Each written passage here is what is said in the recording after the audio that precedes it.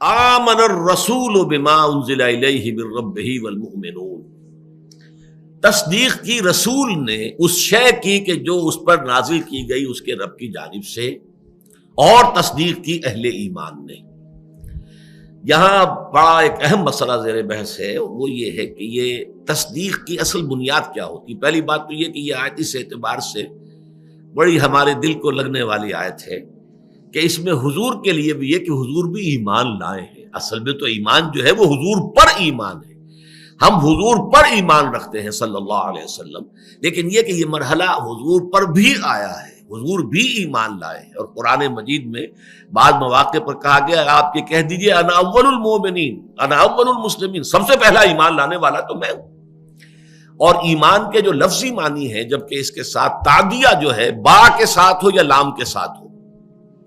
ورنہ اگر بغیر مجرد ان کے حروف جار کے بغیر اگر آئے گا، پریپوزیشنز نہیں ہوں گی، تو ایمان کے معنی امن دینا ہے، کسی کو امن دینا، امن عطا کر دینا۔ اسی معنی میں مومن جو ہے اللہ کے ناموں میں المومن، امن عطا فرمانے والی ذات، وہ ذات کے جو لوگوں کو امن عطا کرتی ہے۔ تو المومن کے معنی ہوں گے امن دینے والا۔ لیکن جب یہ با آ جاتا ہے یا لام میں سرسری طور پر، اور با جو ہے وہ ہے یقین اور وثوق اور گہرائی کے ساتھ، تو اس کے معنی ہوتے ہیں تصدیق، پورے یعنی سمجھئے کہ قلب کی گہرائی سے کسی شے کی تصدیق کرنا۔ تو یہ ایمان با، ایمان باللہ، ایمان بالرسول، ایمان بالآخرہ، ان چیزوں کی تصدیق کرنا پورے قلب کی گہرائی کے ساتھ، شعور کی گہرائیوں کے ساتھ۔ اب یہاں سوال آیا کہ آمن الرسول بما انزل الیہ من ربہ والمؤمنون، تو میں یہاں تھوڑی سی گفتگو آج کرنا چاہتا ہوں کہ اس تصدیق کی نوعیت کیا ہے۔ ظاہر بات ہے کہ تصدیق کی جاتی ہے کسی شخص کی طرف سے کسی بات کی جو کہ خود اسے پہلے سے معلوم ہو۔ میں آپ کی تصدیق کرتا ہوں، کیا معنی ہے؟ اس کا مطلب یہ ہے کہ جو بات آپ کہہ رہے ہیں وہ میرے علم میں ہے پہلے سے، میں تصدیق کر رہا ہوں۔ کسی شے کی تکذیب ہوگی، جھٹلایا جائے گا، یا تصدیق ہوگی، تو تصدیق کے لیے تو کچھ نہ کچھ پہلے سے اس مصدق، تصدیق کرنے والے کے اندر کوئی شے موجود ہونی چاہیے جس کی بنا پر وہ تصدیق کرتا ہے۔ وہ کیا شے ہے جو انسان کے اندر ہوتی ہے جس کی بنا پر وہ تصدیق کرتا ہے؟ یہ ہے اصل مسئلہ، ماہیت ایمان کو سمجھنے کے لیے بات کہ در حقیقت ایمان جو ہے وہ قلب انسانی میں، قلب انسانی کی مکین ہے روح انسانی، اس روح انسانی میں یہ ایمان موجود ہے، صرف ذہول کے پردے پڑ گئے ہیں، غفلت کے پردے پڑ گئے ہیں، اپنی دنیاوی مشغولیات میں آ کر ادھر توجہ نہیں ہوئے، دل کی طرف اور روح کی طرف کسی کا کوئی رجحان ہی نہیں ہے، اس وجہ سے وہ باتیں جو ہے وہ ذہن سے نکلی ہوئی ہیں، ادھر توجہ ہی نہیں ہے، وہ آپ کے فوکس آف اٹینشن کے اندر نہیں ہے، ورنہ وہ تو اندر ہے۔ یہ روح جو ہے، جو کہ الامر من اللہ ہے، قل الروح من امر ربی، جس کو اللہ تعالیٰ نے متعدد مقامات پر اپنی ذات کی طرف جو ہے منسوب کیا ہے، وَنَفَخْتُ فِيهِ مِن رُوحِي، اس میں میں اپنی روح میں سے پھونک دوں۔ سورہ سجدہ میں بھی وَنَفَخَ فِيهِ مِن رُوحِهِ، اللہ نے اس میں اپنی روح میں سے پھونک دیا۔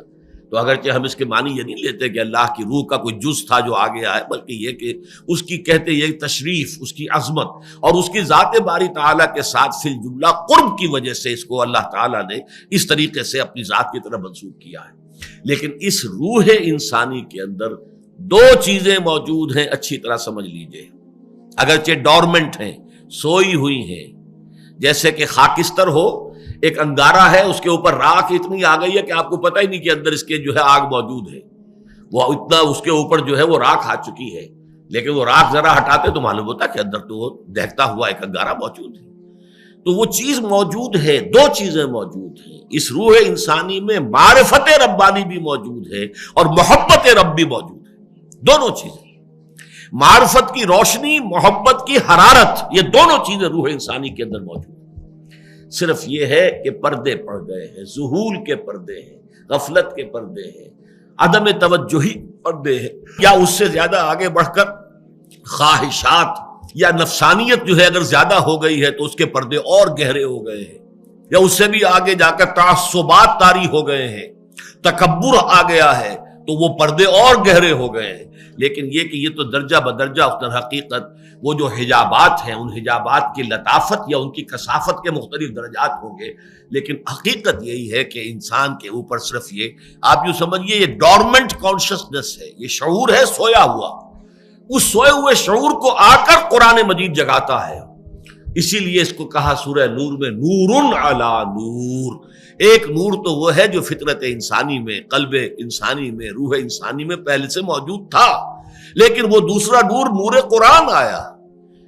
وَالنُّورِ الَّذِي أَنزَلْنَا فَآمَنُوا بِاللَّهِ وَرَسُولِهِ وَالنُّورِ الَّذِي أَنزَلْنَا۔ اس نور نے آ کر اس پہلے نور کو جگا دیا اور اس کو جو ہے ایکٹیویٹ کر دیا ہے، اس طریقے سے نور علی نور۔ چنانچہ یہی بات حضور کے بارے میں آپ کے علم میں ہے کہ سورہ شورى کے آخر میں فرمائی گئی ہے کہ ما کنت تدری ما الکتاب ولا الایمان، جہاں تک تفصیلی طور پر کتاب اور ایمان کیا ہے اے نبی آپ کے علم میں نہیں تھا۔ ولیکن جعلناہ نورا، ہم نے اس قرآن کو نور بنایا ہے، نہدی بہ من نشاء من عبادنا، ہم اس کے ذریعے سے اپنے بندوں میں سے جس کو چاہتے ہدایت دیتے۔ وَإِنَّكَ لَتَهْدِي إِلَىٰ صِرَاطٍ مُسْتَقِيمٍ۔ اب جب یہ قرآن آپ پر نازل ہو گیا، آپ کے وجود میں سرایت کر گیا، آپ کا باطن اس سے جگمگا اٹھا، منور ہو گیا، اب آپ ہدایت دیں گے نوع انسانی کو۔ إِنَّكَ لَتَهْدِي إِلَىٰ صِرَاطٍ مُسْتَقِيمٍ، گویا کہ آپ مجسم، آپ بن گئے ہیں وہ لائٹ ہاؤس، وہ روشنی کا مینار کہ جو جہازوں کو راستہ بتاتا ہے اور بتاتا ہے، خبردار کرتا ہے۔